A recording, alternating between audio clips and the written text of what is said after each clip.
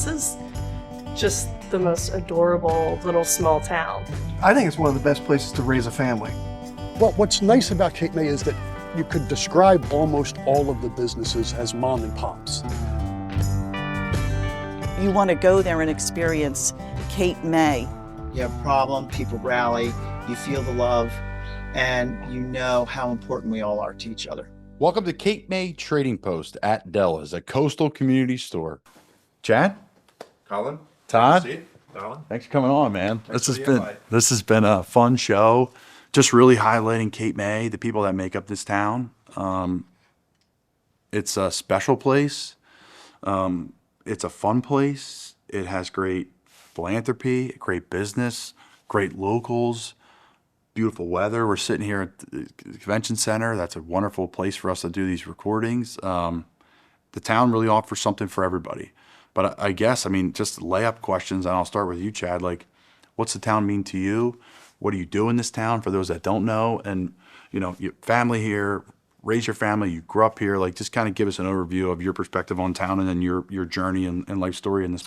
Yeah, our parents, my mom grew up in Cape May. My dad grew up in Philadelphia and summered in Cape May. Was a lifeguard on the beach right here behind Convention Center. And Todd and I grew up in Cape May, small town, everybody knows each other, which is a really, really good thing. I see that now being a parent, you kind of get text messages with what's going on with the kids. But our parents started a interior blinds and shades business. We both worked together for a long time. And I got injured back in 2001, suffered a spinal cord injury in Cape May, and that kind of boosted my brother and I and my family's involvement with charity events. And we started a nonprofit organization called the DeSatnick Foundation, which is basically set up for individuals that are injured along the entire Jersey shoreline. We have a couple of events throughout the year. We raise money for those people that need it. And a number of years ago, I got my real estate license, got involved with our real estate brokerage, and I have an 8-year-old and a 6-year-old, and it's a pretty wonderful thing to be able to raise your kids, be comfortable letting them go out on their bikes, to cruise down the arcade, or just go to the beach in general. So yeah, we're big fans. That's awesome. That's awesome. And Todd, obviously, big time local in this area. You guys both are, right? Like, you guys have a strong name in this community, and it's really well respected. But what's Cape May mean to you, and kind of your story and your journey to where you are now in this town? Having grown up in town and thrown into the ocean by our parents as young kids allowed us to get involved with athletics. And Chad and I started competitive swimming when we were less than 10 years old apiece. I'm the older brother. And athletics have taught us lots of different things. And I believe persistence and determination lead to lots of different life traits, both in social reasons and also in business. So being able to take the athletic background, apply it to our connections in our little community, and expand into assisting coworkers in our real estate company to create careers. And then also being able to take those relationships from the real estate office, the interior blinds and shades company, and turn those relationships into a group of people who give back to the community and earn funds in our community by helping others to help others. That's the amazing part of being in a little town. Yeah. And we see you all around this little town, paddleboarding everywhere. Talk about that, because you training in this town, working out in this town, you're really visible. And there's a couple people we saw today walking on the promenade, local sea tow captain, we see a firefighter, real estate agents. Like, the town's moving more. Talk about that, because you're out and about, you're seeing more people now than ever. And again, this is for those that don't know Cape May, if you're listening to the show, you know Cape May. This is a resort tourist town that actually has a ton of locals. So just talk about training in this town, that ecosystem, and then talk about kind of like paddleboarding and kind of your journey of training in here. So growing up in our community decades ago, it was more of a sleepy little beach town in the winter. And that's changed over time. And I like to say that it's better today than it was when we were younger for social reasons. Forget about the business end of it. The business becomes more active with more people. But since Hurricane Sandy, 9/11, we've seen many more people coming in from North Jersey and New York, where traditionally many of our guests and many of our visitors have come from Pennsylvania, DC, Maryland, Virginia. So more people creates more opportunity, not only for potential earnings in the business world, but for relationships to give back in the charitable worlds as well. So to state the obvious, we have our foundation, and our group at our real estate office supports it, but we have other foundations that we're very involved with that have come organically, which is very important to us, including Next Gen 30 and the Lunch with Lynch Foundation and the Dean Randazzo Cancer Foundation. Am I missing any major ones that we support? Life rolls on. Life Rolls On, Jesse Ballauer. So taking that drive from our athletic backgrounds to realizing nothing happens overnight. You have to put your time in, and whether that's business or community give back, it benefits those that we live with. So not getting involved with things simply for the business end allows us to create relationships that may or may not end up in the business world with us, but it allows us to help others in many different ways. Yeah, no doubt. Chad, talk about Escape the Cape, because that's just an unbelievable thing you guys do. Goes into fitness, goes into philanthropy, goes into community. Explain that to someone that knows nothing about it. So Escape the Cape is a triathlon that we work with Delmo Sports. Individuals, for some odd reason, jump off of a ferry, swim back to shore, then they bike around Lower Township and Cape May Island and run over in North Cape May. And, Steve Del Monte, who Todd and I have known for decades in the swimming world, Steve's kind of journey had a family hotel business over in North Wildwood. He got involved with triathlons and started Delmo Sports. And that was really an organic way for us to get involved, or to get Steve involved with our Around the Cape, which is the paddleboard race that goes around the island. Colin, you were involved with the first few years of Cape to Cape, which was a paddleboard race from Delaware to Cape May. Again, finished right behind Convention Center. And, our involvement, it's like Todd was saying, our involvement with the community, I think is a really integral part of the success of our nonprofit organizations, not only the DeSatnick Foundation, but also other organizations that we're involved with. And they really naturally lead to business connections. And we've had a really, really great run of just events, success, raising a lot of money for individuals that need it. And, like Todd says at a lot of the real estate meetings, this isn't about making money. This is about building relationships, and really they go hand in hand. But I think we have a really unique group of individuals that work at the real estate company because they all help out with the events that we put on. And there is no way that these events are successful without that, support. The volunteer aspect of it has just been a really, really awesome thing to be a part of. So you got Escape to Cape, Cape to Cape. How did that come to fruition? So there's a long story there that I'll attempt to make short. Yeah. But many years ago when we were lifeguards, there were guards that we worked with that paddled across the Delaware Bay. And I never did it. I don't think Chad did it back in the day. So I always had the drive to paddle from Delaware to Cape May one day. And never took the initiative to do it. However, I was surfing in Atlantic City one day, and I cut off this guy that I didn't know, got into a confrontation. We ended up becoming best buddies. His name's Mike May. And I invited him along with two other men from North Wildwood to paddle across the bay. So the four of us did it. We weren't the first paddlers to do it. And Mike May, who was very close with Dean Randazzo and still is, Dean's the only surfer from New Jersey to ever compete in the ASP Top 40, which is the elite competition level for the surfing world. And Dean's battled cancer 4 different times. And Dean is just driven until the end, and he does not stop. So his foundation, the Dean Randazzo Cancer Foundation, started up in Atlantic County, and Mike said, let's go around Atlantic City for Dean.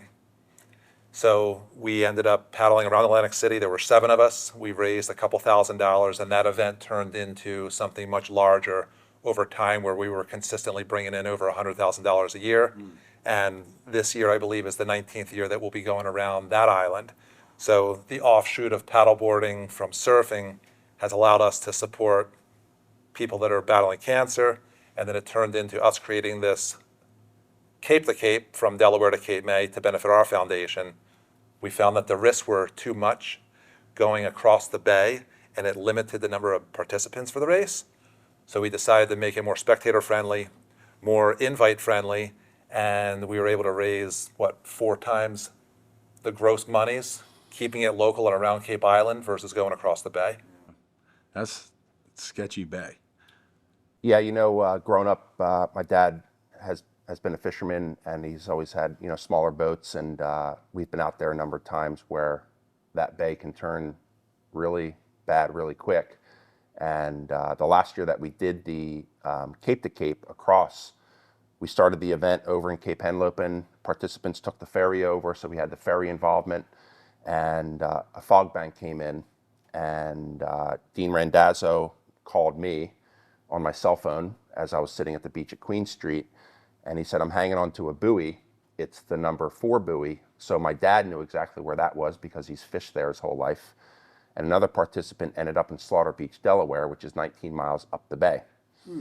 So logistically, like Todd had mentioned, we really learned that, around the Cape is way more user-friendly, it's way more spectator-friendly, and most importantly, it's way more fundraiser-friendly.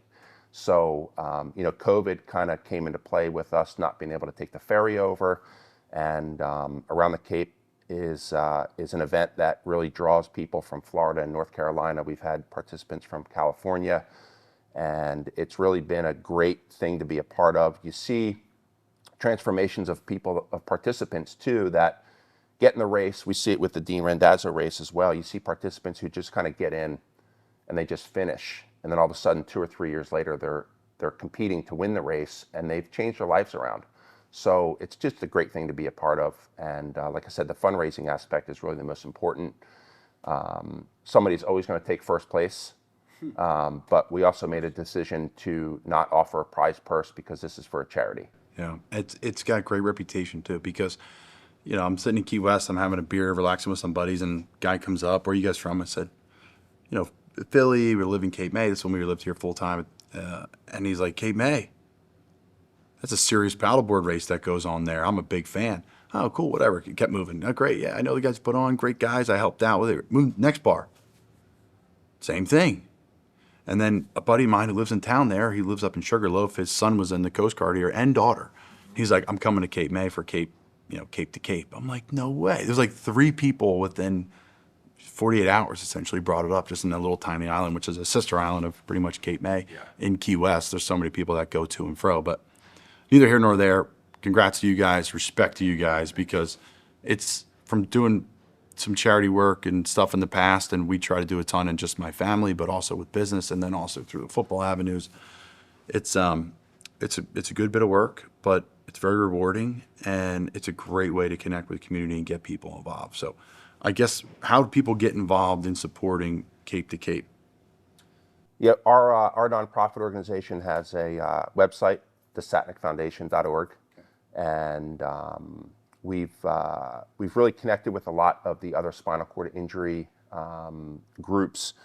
Life Rolls On is an organization that I happen to get involved with after my injury, and Jesse Billauer, his story is basically he was on his way to become a professional, suffered an injury out in Zuma Beach in Malibu, and started Life Rolls On. And he was so involved with professional surfing, Kelly Slater and Rob Machado and Taylor Knox, and they started a adaptive surfing program, which we brought to Wildwood Crest about 17 years ago. And that event is something really, really special. We do it on the first Sunday in August every year.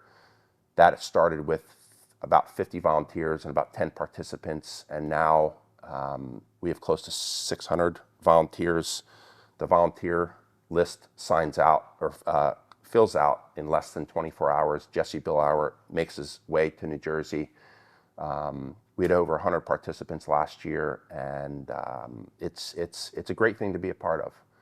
Like Todd always mentions this, the business is always second, and Life Rolls On is a nonprofit. Jesse makes his living with these events, and to come out and witness freedom among these individuals who don't have that on a daily basis, it's really, really something special. No, it's special, and it's great to see the community get involved in it. Let's transition back to just like Cape May, this cool little town that you guys go home, like growing up here. For you, like, what are some fond memories, Todd, of just pounding around the island, from paddleboarding to surfing to fishing to just living in this great place? Before we started working, around 13 or 14 years old, as dishwashers, Where? I worked with my brother at the a la carte, which is now the Galvanic store on the mall. Yep. So many Cape May locals started there, others at Uncle Bill's, and I could name Lobster dozens House. of restaurants. Yeah. And prior to that, we used to go to the beach with our belly boards and catch waves, go back and eat Chips Ahoy cookies and watch the Three Stooges at noon and go back and catch more waves. Man, I wish we could go back to that life. And that's the way it was. But developing friendships in our community, not only with the locals that we grew up with, but also the people that vacationed here. Yeah. We realized that it was a special place. And don't get me wrong, I always didn't have the affection toward our community that I do today. When I was in my 20s, the grass was greener. And I wanted to be with my buddies that were in California, Hawaii, the Caribbean, Central America, and I chose to stay here. So going back to those years, Cape May wasn't as special to me as it is, but over time, Cape May has definitely developed where it's become more year-round. And getting involved in the real estate business, we get to assist guests that come here. Many save their funds to come here 1 week a year, and it becomes just a special place where people want to be here, and it becomes generational. Families like yours, Colin, come here and call this base, and you bring an influence from things that maybe we had no exposure to. So we definitely value the relationships, not only from the people that are here, but the people that come here, and it just makes this a better place. Yeah, no doubt about it. How about you, Chad? Any fond memories as a kid that you look back and the biking around town? And that's the cool thing, like Alex Lauderman, she was saying, I just loved, like, we could just rip around town on bikes, like, all the time, just everywhere. Get a snack here, go there. But any fond memories that stick out for you? The one fact about Cape May is it's very flat, so it's very biker friendly. And riding around on my bike with my buddies, I think in 4th grade at Cape May Elementary, you're allowed to ride your bike to school without parental. That's a big grade. Yeah. So cruising around, and I think, Colin, you and I were talking about this before, Patrick Kearney, NFL superstar, still involved with the NFL with a number of helping out younger athletes. Him and I used to paddle against each other in mascot races. And, Cape May really has that connection of generational families that have come here. You have a hat on in Key West, you have a hat on in Hawaii, you have a hat on in Costa Rica, and people really recognize Cape May. And, getting involved with the real estate business, we're a gas tank away from 4 of the biggest cities on the East Coast. And Philadelphia was always like the main draw, but now you have New York City, DC, Annapolis, Baltimore, and it really is a special place. The year-round aspect of it has really changed the dynamics because more people call it home. Restaurants used to close down in September and October. Now they close for 3 or 4 weeks in February. And that has really opened up the door for people to come here and enjoy it year-round. It's a big wedding destination. And I think, like Todd had mentioned as well, people come here for 1 week, and then all of a sudden they're like, I need to buy here. Yeah. So the generational thing for me is really, really special. Todd and our grandfather had a house in Stockton, and my dad used to come down here on vacation, became a lifeguard, and met my mom at the restaurant that used to be Zoe's, and that's how history starts. So yeah, that's great. There's so many good stories like that. There really is. People coming down. My first memories were my mom. Well, she had the store in the where the Blue Pig is in Congress Hall. That was our first store in town back in the day before the renovation at Congress Hall. And thank you, Curtis, because you made this a year-round town. So thank you. You're one of the many, as you guys are too, of the locals that say we're going to stay open, we're going to operate, we're going to employ. That was really unique too. We interviewed Ross at Taco Cabin. He was just saying we employ 500 people. Year-round. Our managers are here year-round. Thought that was really cool, but neither here nor there. Blue Pig, and then, ghost stories with my mom up you know, back in the day, like at Les Silhouettes in her store there, like my mind's spinning now, some other memories. I'm trying to refocus. But yeah, this is when we would stay in the apartments above, or she would bring us down for like 24 hours. She would come bombing in. We leave at like 6 a.m. from Pennsylvania. She would open the store here and then close it at night. And it'd be like the sun would be setting. And we, you know, just to say we made it to the beach. She's the best mom. She would drive us to the beach. We would jump in the water, body surf, you know, like crash into the sand a million times, like take a shower in the outdoor shower, get some bite to eat in town, and then boom, back to Bucks County, right? That's what it was. And then it really grew over time as she expanded her businesses. And then we expanded here as family, and we got older, and we appreciated it more. Just like me in my younger days. I went to Ocean City Boardwalk. I'm going to Wildwood Boardwalk. I'm not coming to Cape May. And then you turn like, and it happens to different parts. Like for me, I turned like 18 or 17. I'm like, okay, I get this place now. And then you turn 21, you're like, I really get this place now. This is a good time. So fond memories. I brought up the ghost stories because I have a ghost story I've told several times on this, and I'll tell the Cliff Notes. Karen's store, lingerie store, her first store in this town before after the Blue Pig situation there at Congress Hall. She comes over, moves into there. It's the old pharmacy, as you guys know. There's 2 twins that died in the fire. They go down the basement and sleep near the furnace at night to stay warm. Great. I go down the basement. I'm helping her with hangers. The hangers fall. My mom's here. I'm here. I pick up the hangers. The one falls here. I hang up all the ones. I go down to get the one hanger. Again, my mom's here. I'm here. The door's there. And the hanger's moving over here like 10 yards that way. My mom's like, well, I guess it's time for us to leave. So we ended up leaving. So I had a big time. That was a huge, like, wake up. Oh my God, it's happening now. So I had a couple interactions with ghosts. A lot of locals say they have none. A lot of locals say they've had a ton. So Chad, we'll start with you. Any interactions with ghosts? Me personally, no, but I definitely believe the stories that have been told. Cape May has some serious history with Congress Hall. Oh, yeah. And, you know, a lot of the buildings that are 200, 300, 400 years old, you know, we have one of the things I always like to mention is the Fisherman's Memorial, the Lost Fishermen's.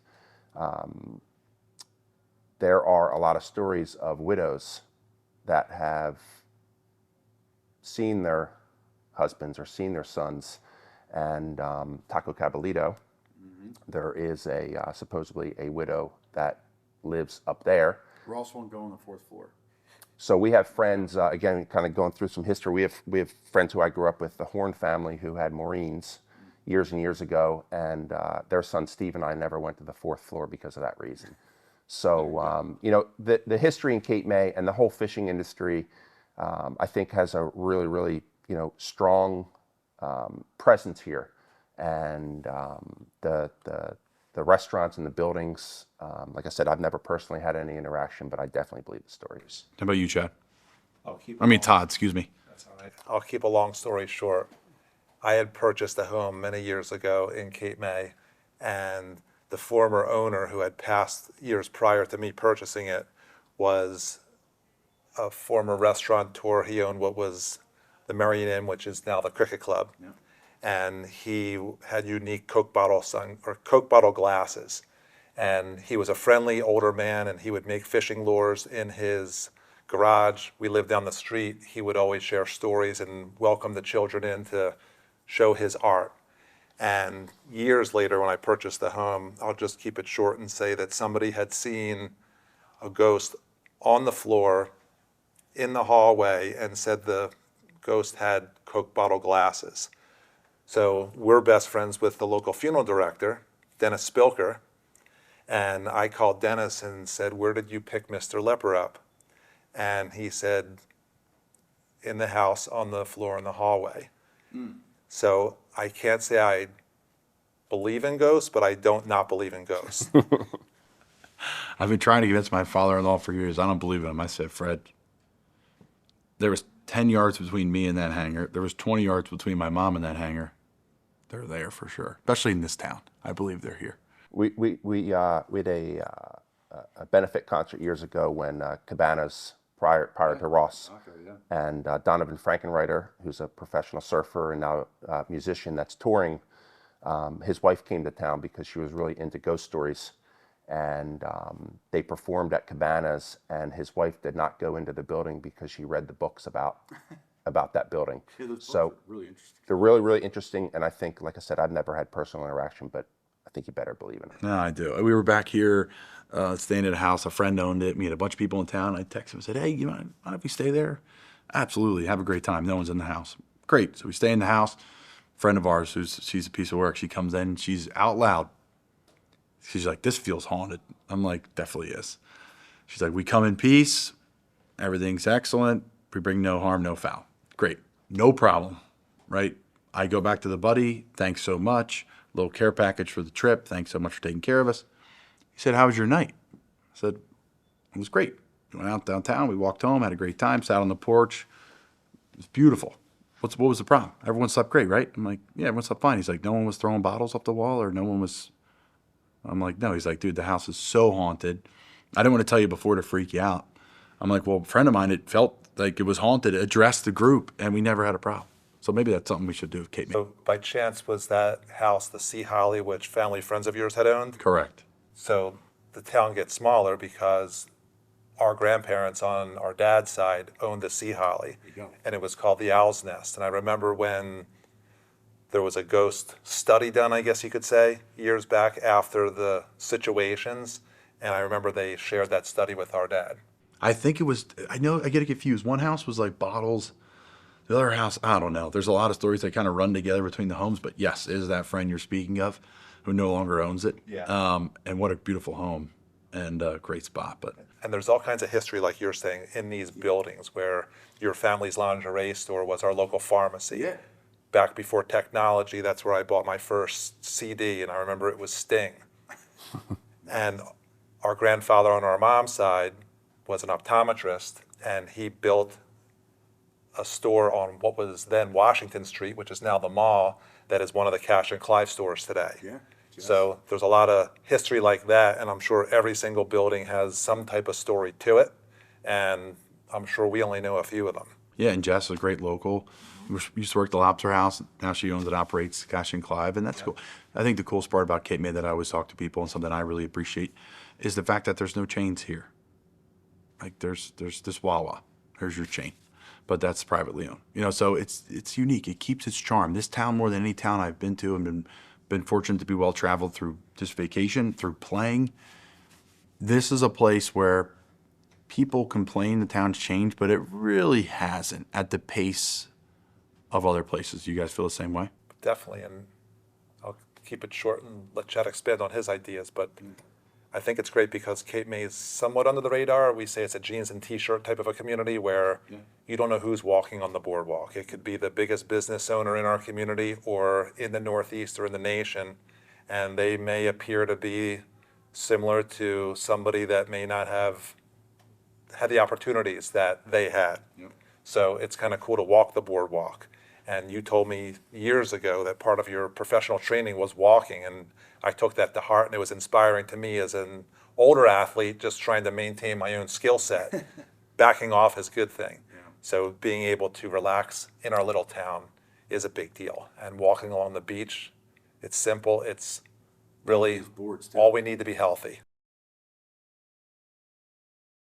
Yeah, Zach's done a really awesome job in the city of Cape May. You know, I think some people are a little questionable with regards to a quote-unquote younger mayor, and he's done a lot of stuff for adaptive. Grew up in the town. Right, business owner. Multiple businesses. His kids are here.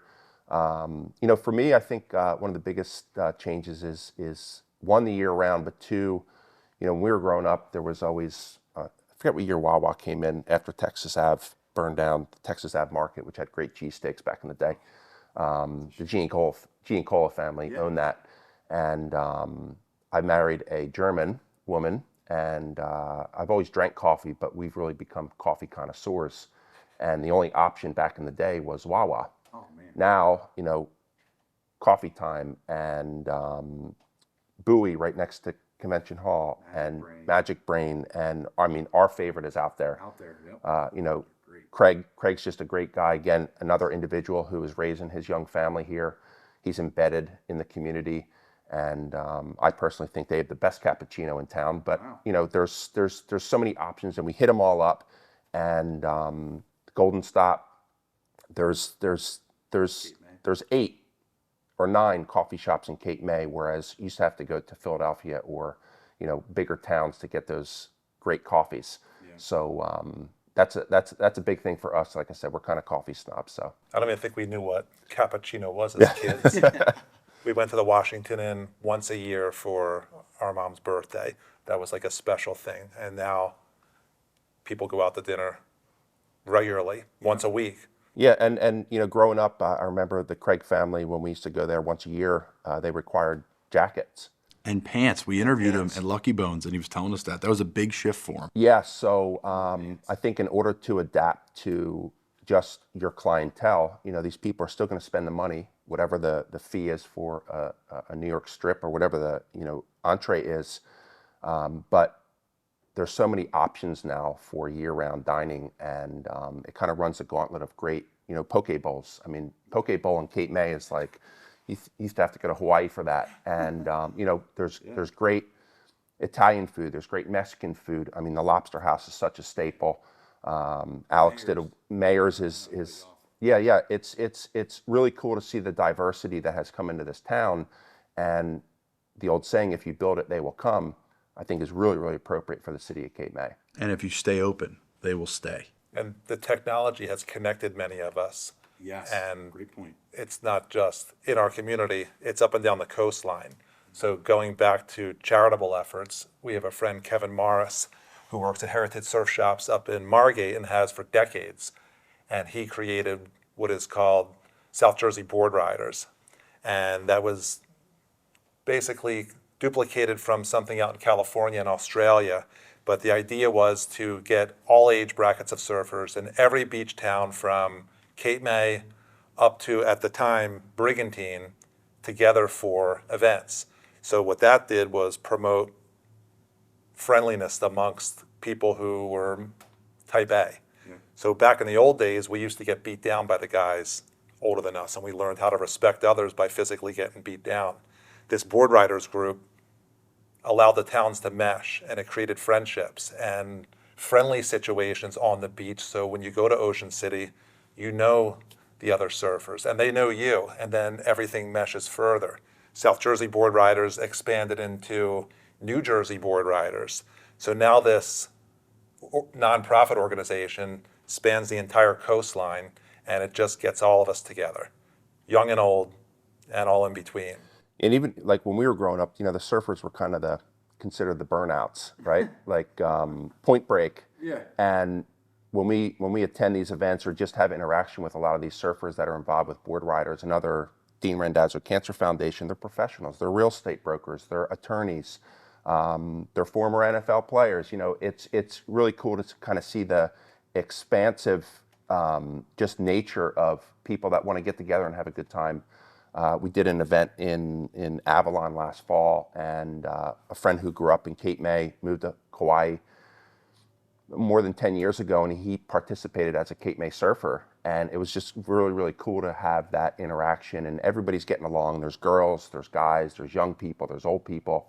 And, you know, surfing has really, I mean, we're surrounded by water here in Cape May, and the fishing and the surfing community is really, really important, you know, just for the cohesiveness of the island. So, you know, Keith Lauderman from the Lobster House, big time surfer. He was one of the original paddlers around this place. And for him to be, you know, you see him out in the lineup surfing or out fishing, it's cool to see professionals that are also involved in their hobbies. Yeah, that's a really strong point. You got to give your secret up. What's your map around town on your paddleboard? Because I see you zipping around. I used to see you zipping around all the time. But can you tell us your trail? I'm like a robot. So most people know that I'm up at 4 and I'm in bed early. And the early hours are when I get myself together for myself. And the typical paddle during the season when the water's warmed up will be back and forth along the beachfront. So the Cove to Poverty Beach, from street end to street end, is 2.2 miles. So you add a little bit of extra distance on, you make it a 5-mile loop. And then depending upon how many times I want to do that, maybe twice. That's a typical summertime workout. Paddling around the harbor is a lot of fun too. Our dad has always enjoyed watching the boats along the transient docks because it's a boat show literally every single day. And it's fun because you see boats big and small, power and sail, and from all over the world. So paddling around the harbor and in the inlet allows you to not only get a workout, but also get some sightseeing in. So we've rallied a lot of our buddies to join us, and it's turned into a community. It's a much smaller community than the running community, for example. We know we have limitations with a paddleboard event, but it works for us. And it's a group of people that many of whom which we've known for our whole lives. And it's fun to see everybody rally together for all the causes, whether it's paddleboarding for our foundation or the Randazzo Foundation or these other runs that are taking place. There was one last week for Next Gen that Carney supported, along with the Cape May Food Closet. So it's great to see the community rally behind all these great organizations that are basically organically started. Chad, you're raising kids in this town. How has the town changed from when you were a kid now for what it is like for your, excuse me, how has the town changed from when you were a child to what it's like for your kids now? You know, I think you made a really interesting comment that the town has changed, but it really hasn't. Everybody knows each other here, and I think that's a really good thing. There's more people in general. So I'd say one of the things that has changed is, you know, when we were riding our bikes around town in November or February, one, we didn't have helmets, and two, you didn't really have to keep your head on a swivel. So I think that just the sheer numbers of people that are around is a good thing, but it's also a challenge with regards to safety. And we talked about Zach. He's done a really, really smart, diligent job with, you know, keeping bike lanes and crosswalks, and it's a really small town, but I think that there's a huge reach in this place. That raising kids here, you know, West Cape May Elementary and Cape May Elementary, and there's parochial school options, there's homeschool options. Our kids go to a Montessori program up in Cape May Courthouse. Jeanette's husband was in the Coast Guard. That's how we met Charlie. He's been all over the country, Alaska and Hawaii and Puerto Rico. And, you know, the Coast Guard is, I guess, something that we've always seen has contributed to the elementary school. And it continues to do so now. It's the only training center for the entire military branch. And I think that kind of diversity of folks that, you know, don't have as much money, do have a lot of money, military. I just like the diversity that the city has really become since we were growing up, when, you know, we were all just kind of rats riding around our bikes. Yeah, and COVID's helped that too, right? Like COVID, a lot of negatives, a lot of positives. Real estate market, very positive. People living here year round, remote jobs. People found themselves staying in their house here during COVID because it was nice to get away and be outside at least. And they're like, well, I guess we're not going to leave. Several of my friends have done that up and down the Jersey Shore. Todd, from a business perspective, what's the future of Cape May look like from a real estate perspective? I know it's a unique and tough question, but you guys are professionals at it, and I think you're fit to answer it, I would assume. I'm glad you feel that I'm fit. However, I'm not going to predict the future. But what I will say is that with the population increasing, there are more younger people, and you're part of the younger group, 30s, 20s, and some 40s, I guess you could say. I'm part of the older group. But it's exciting for me to watch the younger group not believe that the grass is greener. And there are opportunities here in many different lines of work to create careers, not just summertime jobs anymore. So it's exciting for the community to have these bases for these younger people, because the younger people are raising families. My brother's in that younger group. And for me, it's good for me to share my experiences from the past and everything that I've learned from my mentors over time and business contacts and friends. I want to share, and I talk a lot, and I want others to be able to excel much faster than it took me to learn all those things to the ripe age of 51, which I am now. It looks great, though. You guys both look great. I watch what Right I eat back at now, you. Colin. No, a funny story with a client of ours that bought a house over in West Cape May last year. He's a very successful financial. He's in the financial world up in Cherry Hill area, and we're showing him houses, and he went through some older places, and they put a bid in, and then they pulled out, and they found a perfect house for him in West Cape May, and I pulled up to the house to talk about some things after he closed, and I left my keys in my ignition of my truck, and he says, like, "You gonna lock your truck?" And I said, "I leave my key, like, if I lock my truck, I'll probably lose my keys." And he started laughing. I think, just to kind of touch back on your question with regards to one of the things I really like about Cape May is it's very, very safe. We have a friend who we went to high school with, Deacon Fashaw, who's the chief of police. The chief, his police department, the fire department, they've continued to make Cape May safe. And that is one of the biggest things for us growing our family is that, you can leave your keys in your ignition. If you're going out to dinner, obviously you will probably want to lock your car.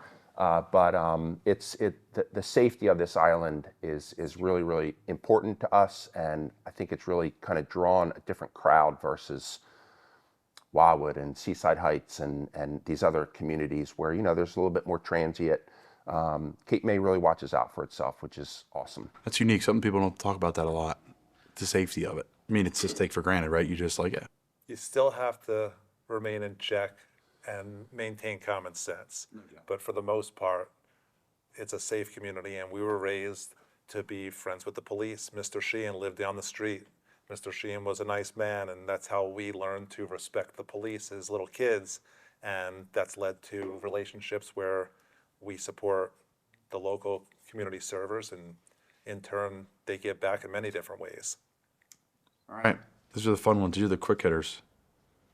This is a disciplined crew too, so I like it. we gotta be good with the quick hitters. All right, so favorite coffee shop in town. I'm going to offend some people because we're friends with a lot of folks, but out there's my spot. I'll second that. Out there? Actually, we have fancy coffee machines in our 3 office locations, so we have some very experienced baristas. So I'm going to vote for DeSatnick Real Estate as the best coffee shop in town. You were the first person to say that. Zach, just like you did earlier, Zach Mullick ran through every single coffee shop in town. He didn't miss one when he was asked his favorite. He was very political. We have a good friend who lives in West Cape May, a very unique individual named John Francis III. Okay. And John Francis is an author. He's walked across the country. He gave up motor vehicles for 22 years, and he had a vow of silence for 17 years.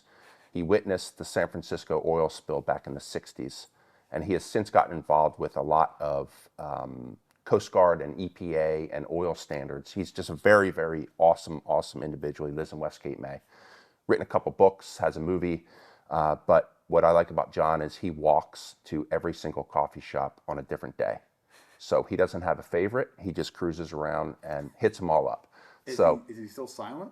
He's not still silent, but he, like I said, he's walked across the country. We need to get him on the show.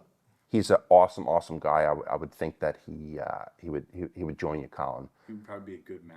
Yeah, and he, like I said, whenever I cruise by, and we go to all the coffee shops, like I said, whenever I see him out there, it's always like, yeah, this is the one. This is the one. But Jesse Lambert from Coffee Time is a longtime friend of ours, generational business. His father's a great builder in town. So like I said, it's hard to choose one, but it's just like the restaurants. We got many options. And that's my next question. Leave me right in. Again, quick hitter, favorite restaurant in town.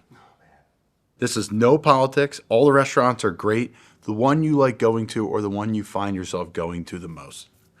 I'll vote Washington Inn simply because it's been in our family's history since we were little kids.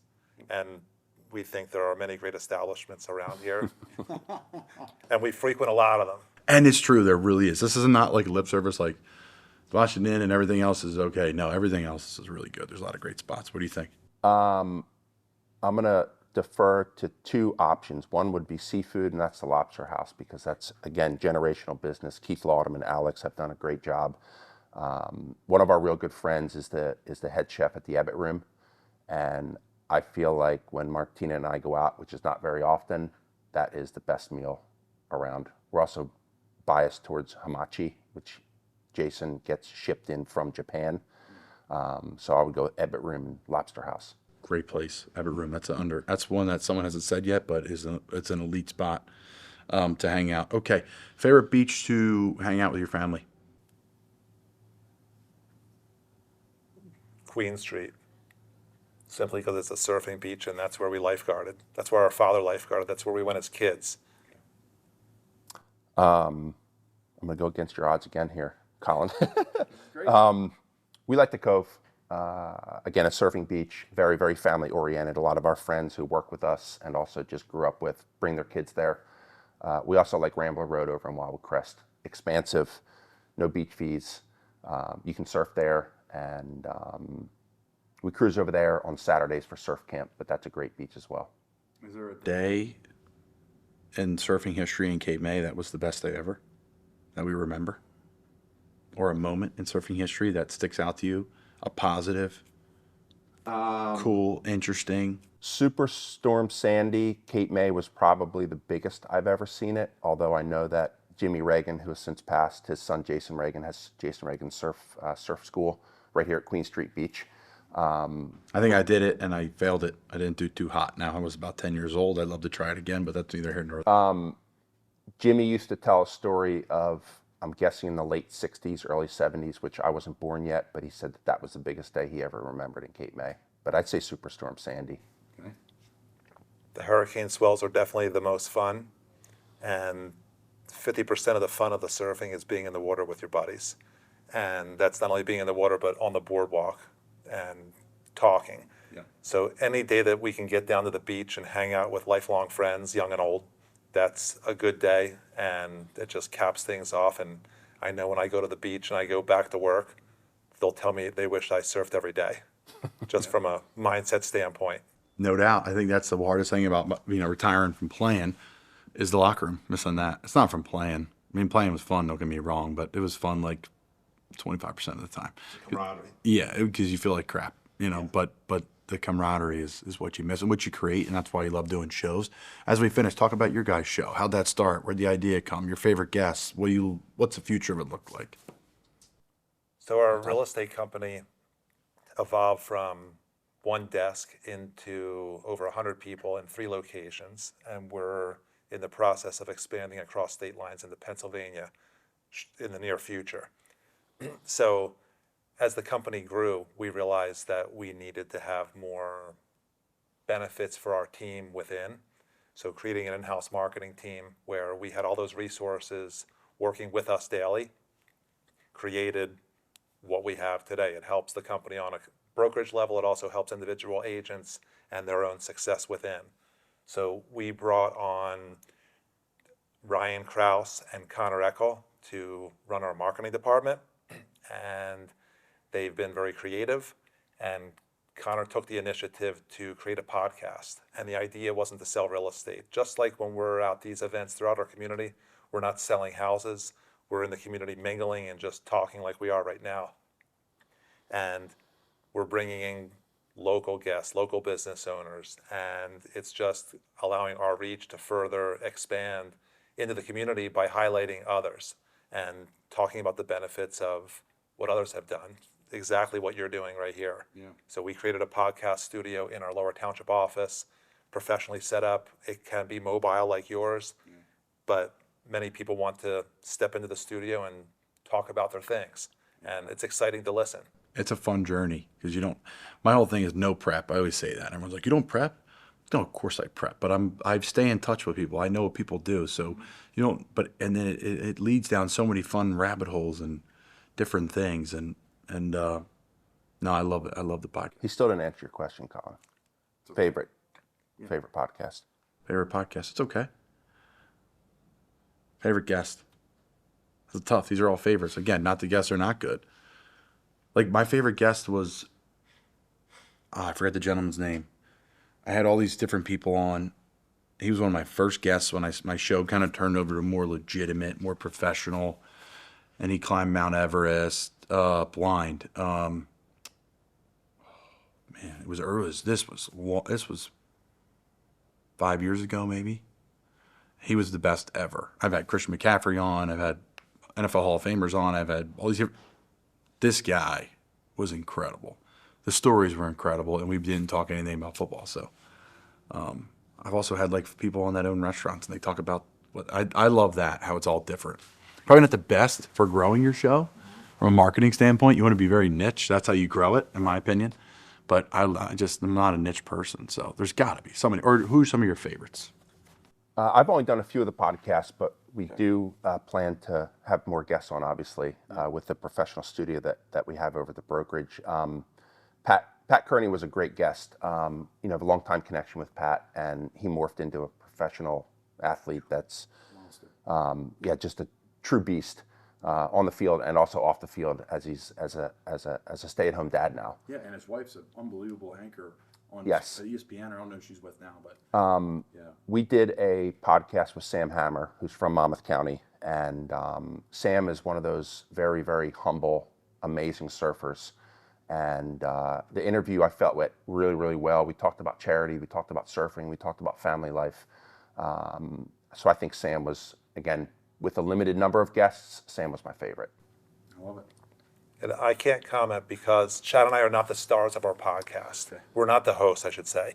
And the beauty of our podcast studio is anybody that works with us or anybody that wants to utilize the studio can step in and they can create these relationships within to help promote whoever it may be. Yeah. John Lynch from Wildwood, he runs the convention center. He is a huge supporter of giving back to the children of our community. And Nikki Smith sat with John that day. Nikki's a coworker of ours, and that was a great one. John gives back, and again, he's a humble dude who just does what he does because he has the ability to do it. Yeah, we got to get John on too. He's another great guest. He does some great things. Yeah, one of the things I think I forgot to mention was, you know, with the expansive growth of just Cape May County in general is all the wineries, all the breweries. Cape May Brewery is that's another one.